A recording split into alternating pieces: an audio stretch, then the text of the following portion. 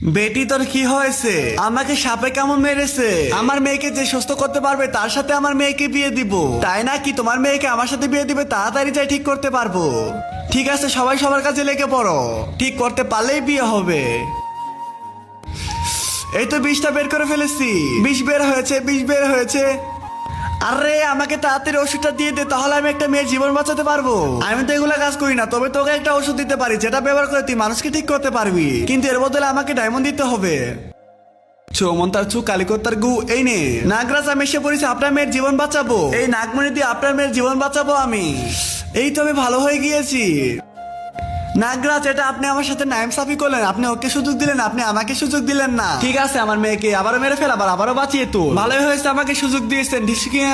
এখন তাড়াতাড়ি ওষুধ খাওয়াই ঠিক করবো। গদ গদ গদ গদ গদ। আয় হাই নাগরাজ, একটা ভুল করে ফেলেছি। আমি তো খুন করেছি গুলি দিয়ে, কিন্তু ঠিক করতেছি সাপের ওষুধ দিয়ে।